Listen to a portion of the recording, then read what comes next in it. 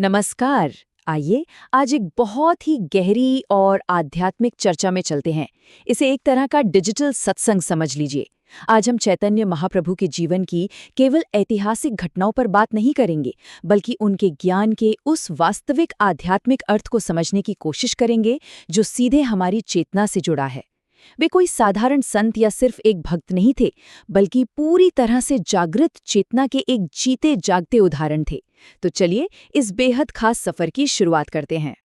तो सबसे पहले आइए इस विचार पर गौर करते हैं, शब्द ज्ञान नहीं है, आत्मा का जागरण ही सच्चा ज्ञान है। सोचिए, ये लाइन हमारे सोचने का पूरा नजरिया ही बदल देती है ना? हम अक्सर क्या मानते हैं, यही ना कि जिसने बहुत सारे ग्रंथ पढ़ लिए, बहुत सारी जानकारी इकट्ठी कर ली, वो ज्ञानी है। लेकिन यहाँ बात कुछ और ही है।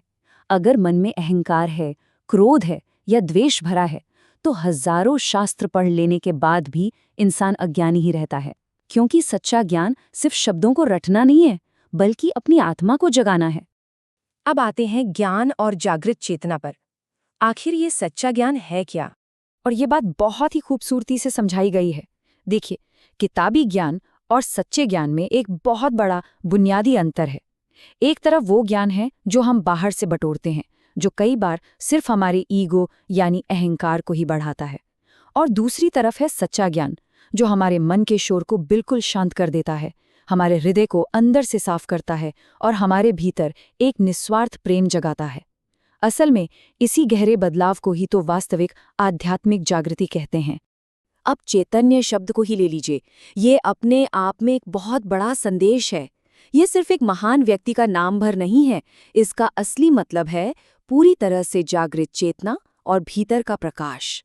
हम इंसान अक्सर शांति और सत्य को बाहर दुनिया में ढूंढते रहते हैं, इधर उधर भटकते हैं, जबकि सच तो ये है कि वो चेतना, वो सत्य पहले से ही हमारे भीतर मौजूद है। जरूरत है तो बस उसे जगाने की। चलिए अब आगे बढ़ते हैं हरिनाम और कीर्तन के गहरे रहस्य की ओर। अब जो बात यहाँ सबसे ज्यादा दिलचस्प है, वो है इस महामंत्र का अर्थ। हरे कृष्ण कोई आम शब्द नहीं है, ये चेतना को जगाने वाली एक बेहद शक्तिशाली ध्वनि है। इसे ऐसे समझिए, हरे वो शक्ति है जो हमारी आंखों से माया या भ्रम का पर्दा हटाती है। कृष्ण वो परम सत्य है जो हमारी आत्मा को अपनी तरफ खींचता है, आकर्षित करता है। और राम उसी आत्मा का वो परम आनंद है। जब इस मंत्र का लगातार जप किया जाता है ना, तो ये सिर्फ एक आवाज नहीं रह जाती, बल्कि ये एक गहरे ध्यान की यात्रा बन जाती है, जो मन के सारे शोर को बिल्कुल शांत कर देती है। लोग अक्सर कीर्तन को सिर्फ एक भजन या संगीतमय मनोरंजन समझ लेते हैं, पर यकीन मानिए, इसका मनोवैज्ञानिक असर बहुत बहुत गहरा है। कीर्तन का असली मतलब है सभी के मनों का एक ही स्वर में बहना। जब बहुत सारे लोग एक साथ मिलकर इस सामूहिक ध्यान में डूबते हैं, तो हमारे अलग अलग अहंकारों की जो दीवारें हैं ना, वो पूरी तरह से टूट जाती हैं। ये मैं और मेरा की छोटी पहचान से बाहर निकलकर एक विशाल और अनंत प्रेम की एकता में प्रवेश करने का रास्ता है। यहाँ आप जो देख रहे हैं वो चेतो दर्पण मार्जनम, यानी मन के दर्पण को साफ करने की प्रक्रिया है। होता क्या है कि जब इंसान नाचते और गाते हुए भक्ति के आनंद में खुद को पूरी तरह भूल जाता है, तो उसके मन पर जमी जन्मों जन्मों की जो धूल है, वो धीरे धीरे साफ होने लगती है। और जब वो भीतर का शीशा एकदम चमकने लगता है, पूरी तरह साफ हो जाता है, तभी असली सत्य अपने पूरे प्रकाश के साथ सामने आता है। तो अब रुख करते हैं एक बहुत ही गहरे विषय की तरफ, राधा कृष्ण का वास्तविक अर्थ। वैष्णव परंपरा ये मानती है कि चैतन्य महाप्रभु के भीतर राधा और कृष्ण दोनों का ही भाव एक साथ मौजूद था। इसे थोड़ा गहराई से समझते हैं। यहाँ राधा हमारी आत्मा की उस तड़प और उस निस्वार्थ प्रेम का प्रतीक है, जो परम सत्य से मिलने के लिए बेचैन है। और कृष्ण वो अंतिम परम सत्य या परमात्मा है। जब आत्मा की ये तड़प, ये पुकार अपनी चरम सीमा पर पहुंच जाती है, तो हमारे बीच का सारा द्वैत, सारा अलगाव खत्म हो जाता है, और तब होता है अद्वैत, यानी वो परम दिव्य मिलन। आइए अब देखते हैं कि ये भाव कैसे और गहरा होता है। ये जो दिव्य प्रेम का सुनहरा ज्वालामुखी है ना, ये एक बहुत ही अद्भुत अवस्था है।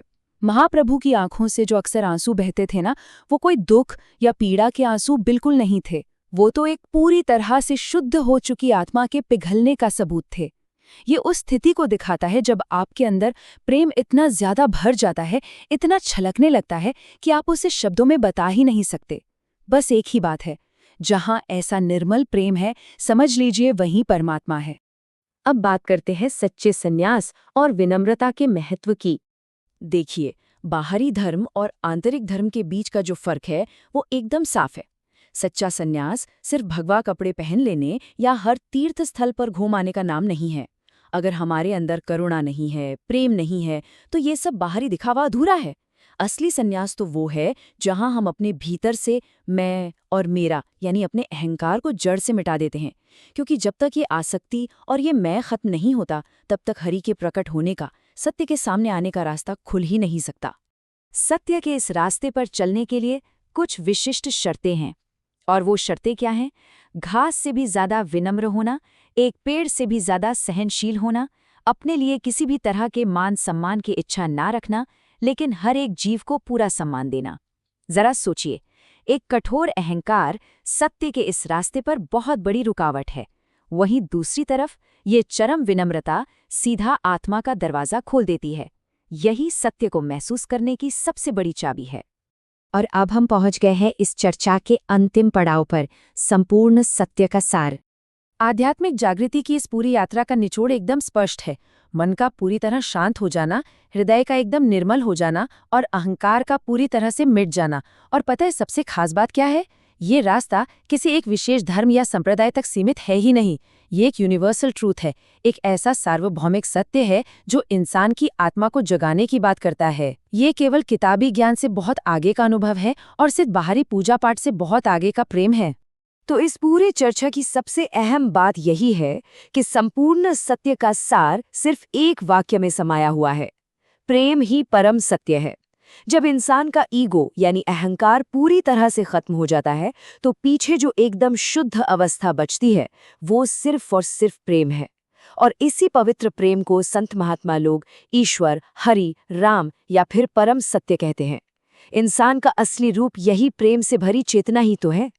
और अब हम इस चर्चा को एक बहुत ही गहरे सवाल के साथ विराम देते हैं। जरा इस पर गौर कीजिएगा, अगर वो परम सत्य कुछ और नहीं बल्कि हमारे ही भीतर पहले से मौजूद उसी शुद्ध प्रेम का जागरण है, तो उस अंदर की रोशनी को बाहर चमकने देने के लिए आज हमें अपनी किन मानसिक आसक्तियों और किस अहंकार को छोड़ना होगा? ये एक ऐसा सवाल है जिस पर हम सभी को आज एकांत में बैठकर बहुत शांति से, गहराई से विचार करना चाहिए।